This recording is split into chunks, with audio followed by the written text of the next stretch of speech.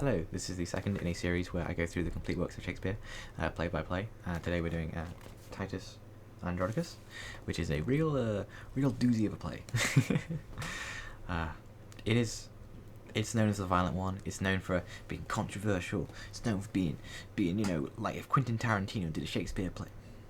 Yeah, I suppose. But the truth is that this play is. It's a series of set pieces. Hot take. It's a series of set pieces punctuated by really stilted dialogue. That's my opinion. That's my short review. So it concerns the Roman Emperor Titus. He goes to war, comes back with the prisoners, including Tamara, Queen of the Goths, her lover, and more, Aaron, her sons, and yeah. So he comes back. He has her sons. Her eldest son executed, and then because of some shenanigans, she becomes queen of Rome, and then she sets out to get revenge. That's the play. And then she gets revenge, and he gets revenge, and then the play ends. The revenge itself involves sexual assault, murder, cannibalism, dismemberment, all kinds of things. It's all very showy, incredibly showy, super showy play. But yeah, I just feel like it's not good, in my opinion. Hot take, and I'll explain why it's not good, because I'm not just sit here and say that and not back it up. But okay, so as part of the sort of elaborate plan to get revenge, just because he's really evil, Aaron Moore kind of goads Chiron and Demetrius, Tamara's sons, to rape Lavinia, Titus's daughter, and so she gets raped, and then she's discovered by Titus' brother Marcus, where he says, "Speak, gentle niece, what stern ungentle hands hath lopped and hewed and made thy body bare of her two branches, those sweet ornaments whose circling shadows kings have sought to sleep in, and might not gain so great a happiness as half thy love. Why dost thou not speak to me?" She tries to speak. She can't. Alas, a crimson river of warm blood, like to a bubbling fountain stirred with wind, doth rise and fall between rosed lips, coming and going with thy honey breath. And so on. And so on, and so on, and so on, and so on, and so on. And I feel like the most effective part of that scene, because I watched the RSC version for a few years back, the most effective bit of that scene was when Marcus and Lavinia were just looking at each other. He'd found her, she'd been found.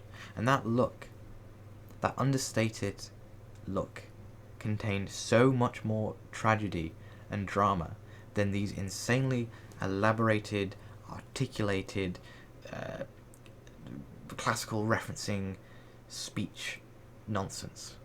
Not nonsense, but it's not even that it's not true to life. It's just that there's this old adage of show don't tell, and I feel like this play violates that at a lot of points, and just about with every set piece.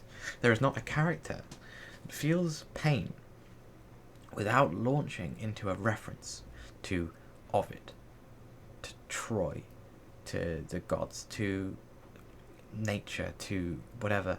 It is like Shakespeare will take an emotion that is unstatable and then attempt to state it in the most elaborate, overwrought way he can find, and he does it over and over and over and over again, and it doesn't make for good drama. Hot take. But yes, so Marcus takes Lavinia to Titus. They see each other. She's covered in blood. She's got her hands cut off. She's got her tongue cut out. And he says, "Speak, Lavinia, what accursed hand hath made thee handless in thy father's sight?" Okay, so your daughter has appeared in front of you, covered in blood, missing hands, unable to speak. You don't know what's affected her, and you're going to say, what accursed hand hath made thee handless? You're going to make a pun? And that's the thing. Shakespeare will never let the emotional tenor of a scene get in the way of a good pun. That's my main issue with it.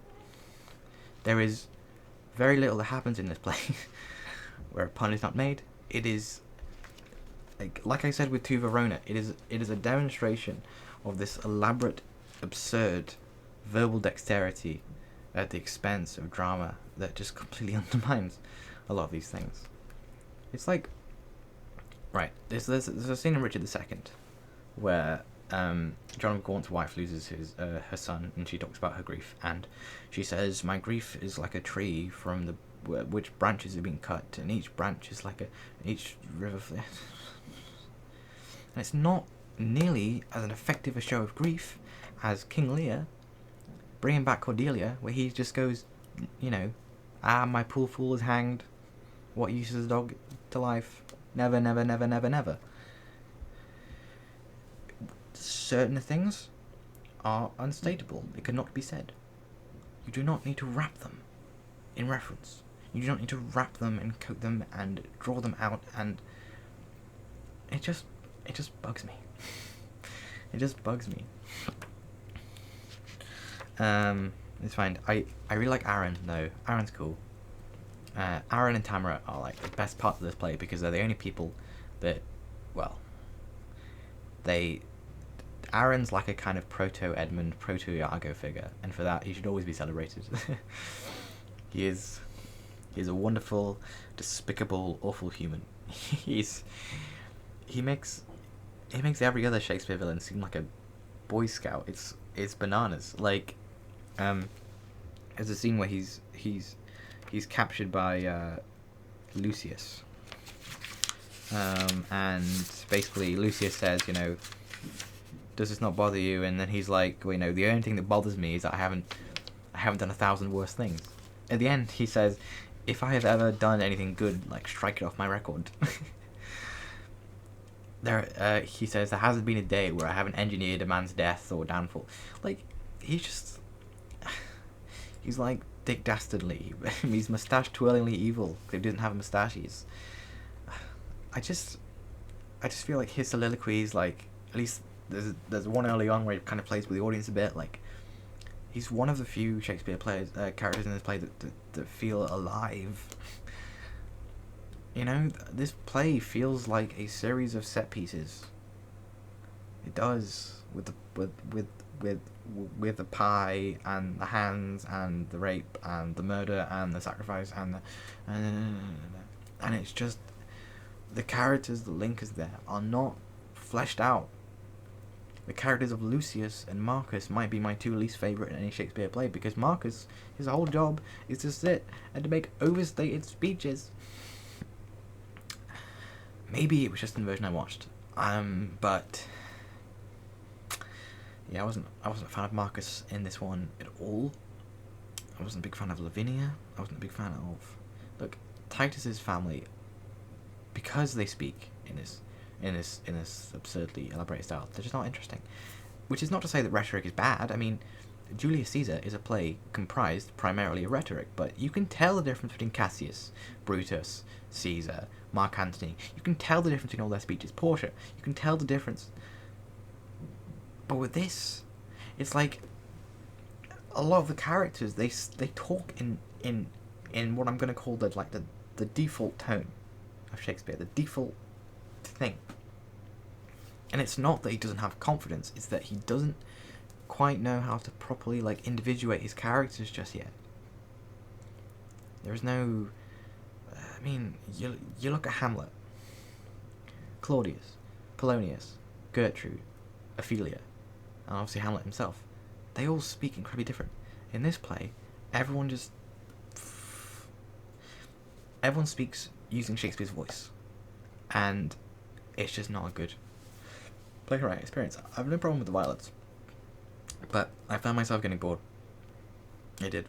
I found myself getting bored. In the kind of... I like the beginning, I like the end. But in between, I would say for about 45 minutes, after Lavinia gets sexually assaulted, the amount of speeches where people are talking about their pain. I understand it. But what I would much... See, every theme this play has of family, honour, betrayal, an unjust world is elaborated on better in Lear. So I'm just gonna watch Lear. You know, I think I'm spoiled. Would I recommend watching this play? No, not really. Watch all the scenes with Aaron Moore, and watch the end scene, and the pie scene, and then you're done. I think with everything of value. Everything else just made me just. Also, in the RSC version that I watched, Saturnius was really good. I don't know if that was his character or just the actor, but it was sound. But yeah, so those are my thoughts on Titus Andronicus. It's not controversial to dislike this play, but yeah, from what I've seen, I'm just not a big fan. I'm gonna do Henry VI 2 next. I think that's the next one. Either that or Tame of the Shrew. But honestly, Tame of the Shrew would also require me, like, I'm why can't I say it? Contractually obligated to watch Kiss Me Kate and get into the kind of conversation regarding Tame the Shrew. That's going to require a bit more research, kind of getting into the relationship between the two main characters. But I'll probably do second Henry II first. Sorry, second Henry VI first, and yeah, it should be good. But I'll be interested to hear your thoughts on Titus Andronicus. Anything you disagree with me on, or you know. But yeah, hope you have a good one.